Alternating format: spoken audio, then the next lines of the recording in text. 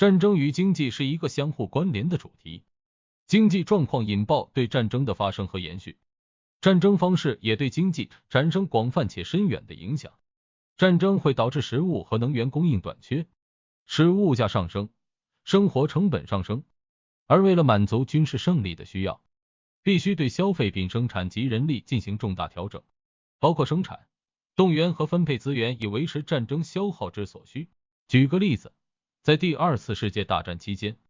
美国有 20% 劳动力被转移供军队使用。战争对经济的负面影响表现在多个方面，包括基础设施的破坏、工作人口的减少、通货膨胀、物资短缺、债务增加、生产力低落，并导致经济衰退。此外，战争所造成的破坏会干扰全球经济体系的运作，不仅涉及直接军事开支，还包括间接影响和长期后果。这些代价需要长期的努力和投资来恢复和重建受影响的经济体系。战争经济与平常的经济截然不同。举个例子，战争经济体的 GDP 成长来自军备的生产，失业率的降低则导因于服兵役的人口增加，而生产及获利能力的改变，则是导因于资源重新分配。至于贷款、放款与其他资本流动的本质，也和和平时期不同。若出现以下两种状况，爆发战争的几率会变高。一个国内部贫富差距的经济矛盾所引爆的各种冲突，最终造成民粹主义、独裁、国家主义极端分子掌权等结果。二、国与国之间势均力敌的强权国家之间产生冲突，各国之间的经济与政治关系纠结难解。换言之，由于各方势力欲抢夺最有权势的地位，因此一国内部及国与国之间的经济竞争经常引爆惨烈的斗争及战争。有些严重对立的经济时期，各方的情绪会非常激昂，这会使得偏好采敌对途径且善于挑动仇恨的民粹主义领袖顺利在选举中胜出或掌权，于是战争在所难免。然而，情况并非总是会发展到这样的地步。历史显示，随着时间不断推移，彼此竞争的势力之间存在两种广义的关系，而最后的事态发展取决于当时存在的是哪一类型的关系。这两类型的关系是人合作竞争的关系。如果是这种关系，各方会斟酌另一方真正重视的，并为了换取我方真正想得到的事物，尝试为对方提供他们重视的事物。在这种双赢关系中，双方的谈判立场虽然通常很硬，但会尊重并体谅对方的立场，并互相威胁的关系。如果是这种关系，双方只会一味思考如何伤害对方，并采取伤害对方的行动，期待能经由伤害行为逼得对方走投无路，并因恐惧而弃守。在这种两败俱伤的关系中，双方透过战争互动而不是透过谈判互动。不管选择哪一条途径，各方的内心深处真正在乎的绝对是他们自身及对方的实力。以第一个状况来说，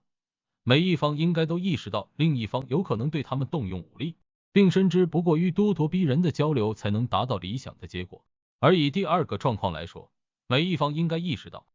掌握权力与否取决于各方承受痛苦与打击他方的相对能力。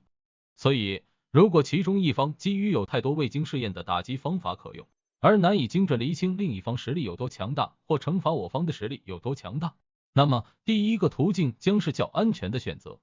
然而，第二个途径将透过战争的痛苦，更清楚地彰显出哪一方具支配力，哪一方必须服从。就经济政策来说，在战争期间，最重要的优先考量是维持一国取得财物与资源的能力，唯有能源源不断取得资源，才能维系优良战力。由于没有任何国家可藉由当期的收入，同时提供战争所需支出并维持尚可容忍的非战争相关支出，所以一个国家必须拥有取得充足资源或拥有非常大量的外汇准备，才能支应战争所需。相似的，在战争期间，一个国家也必须能源源不断地取得维持战力的关键资源。战争过后的债务，不管是战胜或战败，对市场的影响都会非常巨大。所以，对一个国家及其领导人说，最糟糕的莫过于背负大量的债务又输掉战争，因为那是世界上最毁灭性的处境。所以，无论如何，千万别陷入那样的窘境。看看1920年第一次世界大战后德国，以及1940年代及1950年代第二次世界大战后的德国和日本，就会知道下场有多惨烈。一国在债务危机爆发期间，政治会变得极端可怕，而且资讯遭歪曲和误传的情况会非常普遍。因债务危机而衍生的政治结果，例如民粹主义抬头及掌权的影响，有可能比债务危机本身更严重。对经济最大幅度的破坏主要是战争造成，即使是最严重的经济萧条，都比不上战争对人均 GDP 的影响。不过，如同影片开头所说，战争与经济本来就是相互关联的主题，经济状况引爆对战争的发生和延续，战争方式也对经济产生广泛且深远的影响。战争其实主要导因于经济萧条所造成的政治后遗症。感谢您的观赏，我们下期见。